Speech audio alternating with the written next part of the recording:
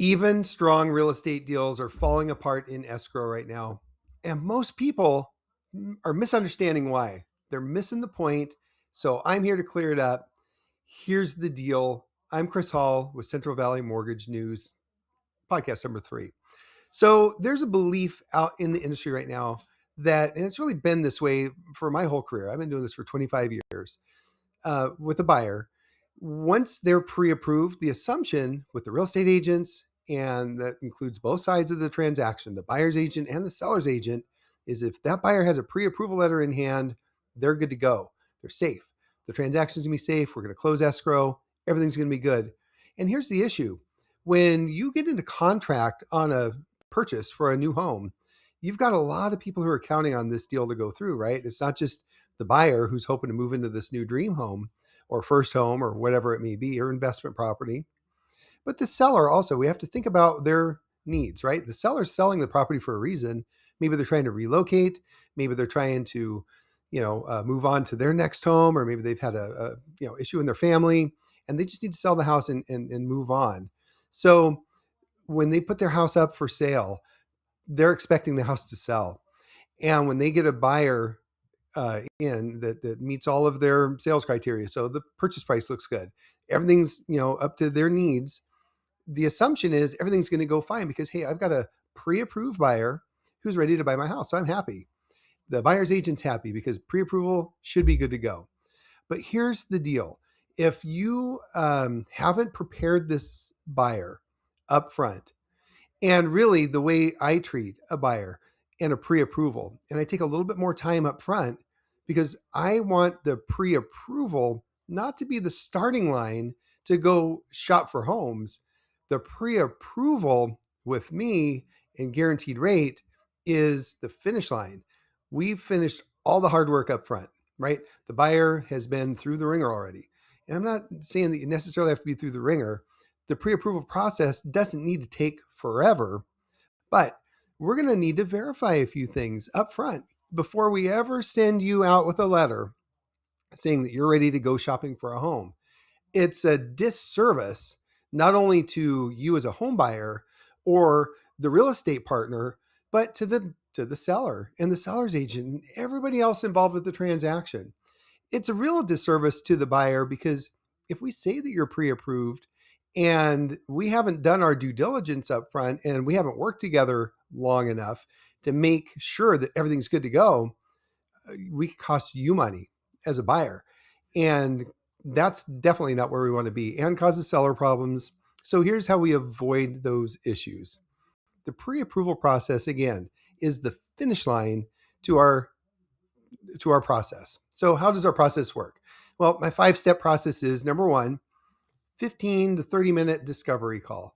Talk on the phone, gather information from you, gather your needs. What do you want to do? What price range do you think you're in? And will you qualify based on what you told me over the phone? So I'm going to ask a few questions, a few important questions. So red flag number 1, if your lender online, if you click a few buttons and get a pre-approval letter, or your lender issues you a pre-approval letter and they haven't spoken to you directly face-to-face on the phone or a Zoom call or something where you've actually physically talked to them, that's a red flag. They can't know what you want if they haven't spoken to you. Text doesn't work. It just doesn't. I'm sorry. I've been doing this too long to know you can't communicate everything that needs to be talked about through text and email. You got to have a conversation. All right. So that's number 1. Number 2, if your lender hasn't asked you for, I'm talking not just basic stuff like you tell me what your income is or give me authorization to run your credit. I mean, you got to have a credit report, number 1. We do a soft credit check, so it's not going to affect your credit initially to get pre-approved. So that's one thing you don't have to worry about. The soft credit check is part of it, though. We have to have a credit report. That's a non-starter if we don't. The second thing is an income verification process. So what does that mean? Well, it's different for everybody. If you're self-employed, maybe we need your tax returns. Maybe we just need 12 or 24 months of your bank statements, right? There's different ways to verify income, but it's got to be verified before you get a pre-approval letter in your hand. If you're employed and you work, W-2, a job, If you've had multiple jobs, that's okay, but we're going to have to make sure that we know what's happened for the last 2 years. We're going to verify that a number of different ways.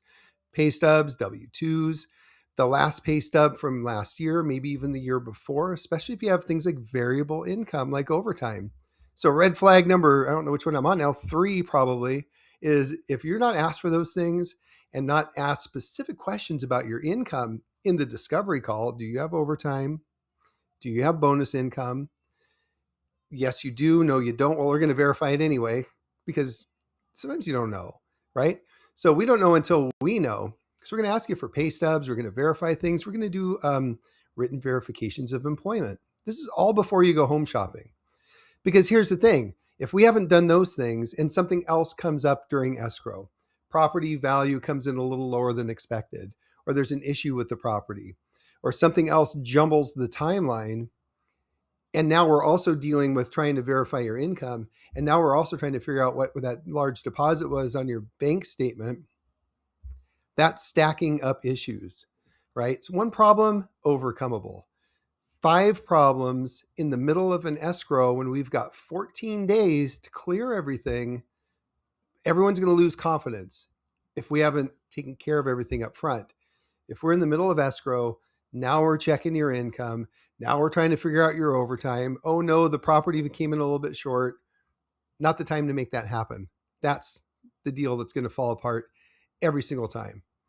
So preventing that, again, we're going to discuss strategies.